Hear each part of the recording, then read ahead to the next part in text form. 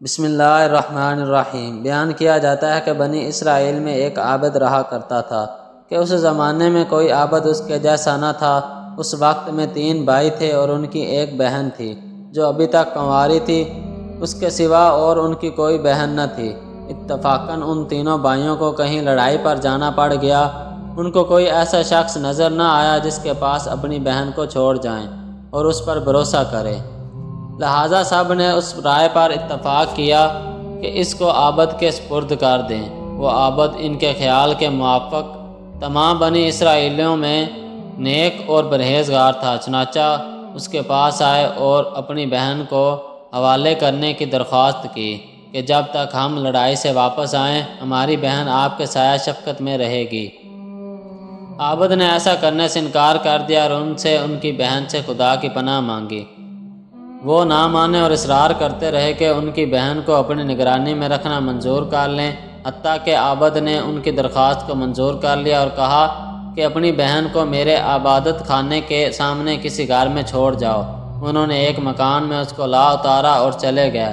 وہ لڑکی عابد کے قریب ایک مدت تک رہی۔ عابد اس کے لیے کھانا لے کر آتا اور اپنی عبادت خانے کے دروازے پر رکھ کر دروازہ بند کر لیتا اور واپس اندر چلا جاتا۔ وہ لڑکی کو آواز دیتا تھا اور وہ اپنے گھر سے آ کر کھانا لے جاتی۔ تیپر راوی نے بیان کیا کہ پھر شیطان نے عابد کو بہکانا شروع کیا۔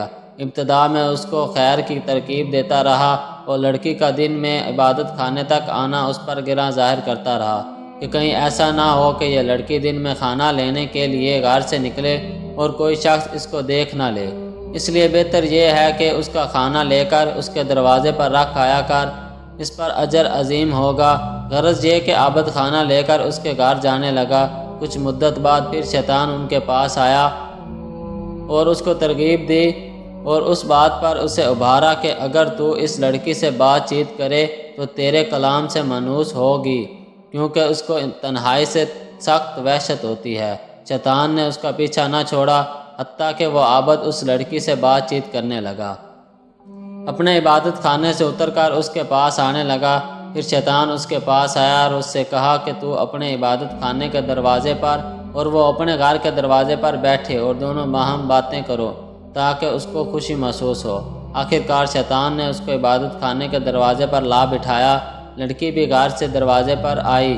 اس طرح ایک زمانے تک یہ حال رہا۔ شیطان نے عابد کو پھر خیر کی رغبت دی اور کہا بہتر ہے کہ خود لڑکی کے گھر کے قریب جا کر بیٹھے اور ہم کلامی کرے، اس میں زیادہ دلداری ہے۔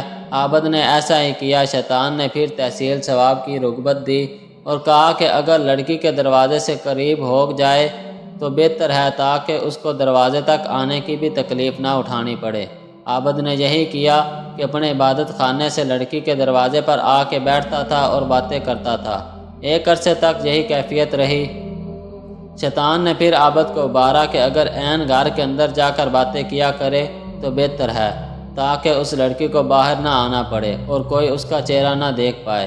غرض عابد نے شیوہ اختیار کیا کہ لڑکی کے گھر کے اندر جا کر دن بھر اس سے باتیں کیا کرتا اور رات کو اپنے عبادت خانے میں واپس چلا جاتا، یہاں تک کہ عابد نے لڑکی کے زانوں پر ہاتھ مارا اور اس کے رخسار کا بوسہ لے لیا۔ پھر روز بروز لڑکی کو اس کی نظر میں آرائش دیتا رہا اور اس کے دل میں غلبہ کرتا رہا، حتیٰ کہ وہ اس کے اور زیادہ قریب ہو گیا اور لڑکی نے حاملہ ہو کر ایک لڑکا جنا۔ پھر شیطان عابد کے پاس آیا اور کہنے لگا کہ اب بتاؤ کہ اگر اس لڑکی کے بھائی آ گئے اور اس بچے کو دیکھا تو تم کیا کرو گے؟ میں ڈرتا ہوں کہ کہیں تم ذلیل نہ ہو جاؤ یا وہ تمہیں رسوا نہ کر دے، تو بہتر ہے تم اس بچے کو لو اور زمین گاڑ دو۔ یہ لڑکی ضرور اس معاملے کو اپنے بھائیوں سے چھپائے گی، اس خوف سے کہ کہیں وہ نہ جان لیں کہ تم نے اس کے ساتھ کیا حرکت کی۔ عابد نے ایسا ہی کیا اور لڑکے کو زمین میں گاڑ دیا۔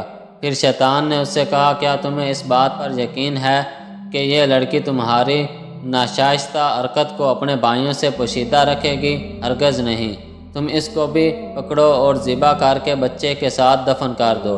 غرض اس عابد نے لڑکی کو ذبح کیا اور بچے سمیت گڑھے میں ڈال کر اس پر ایک بھاری پتھر رکھ دیا اور زمین کے برابر کر کے اپنے عبادت خانے میں جا کر عبادت کرنے لگا۔ ایک مدت گزرنے کے بعد لڑکی کے بھائی لڑائی سے واپس آئے اور عابد کے پاس جا کر اپنی بہن کا حال پوچھا۔ عابد نے کہا ان کو اس کے مرنے کی خبر دی۔ افسوس ظاہر کر کے رونے لگا اور کہا کہ بڑی نیک عورت تھی، دیکھو یہ اس کی قبر ہے۔ بھائی قبر پر آئے اور اس کے لیے دعائے خیر کی۔ پھر راوی بیان کرتے ہیں کہ جب رات ہوئی اور وہ اپنے بستروں پر سوئے تو شیطان ان کے خواب میں ایک مسافر آدمی کی صورت میں آیا۔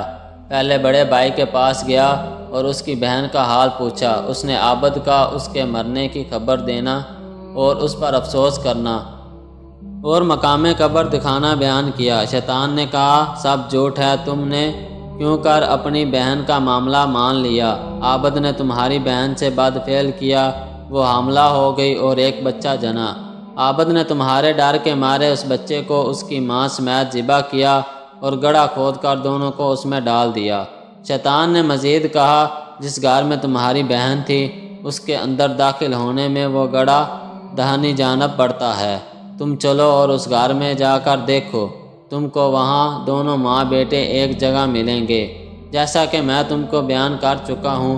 پھر شیطان دوسرے بھائی کے خواب میں آیا، اسے بھی ایسا ہی کہا۔ پھر چھوٹے بھائی کے خواب میں آیا اور اسے بھی ایسا ہی کہا۔ جب صبح ہوئی تو سب لوگ بیدار ہوئے اور تینوں اپنے اپنے خواب سے تعجب میں تھے۔ ہر ایک آپس میں ایک دوسرے سے بیان کرنے لگا کہ میں نے رات عجیب خواب دیکھا۔ سب نے باہم جو کچھ دیکھا تھا بیان کیا۔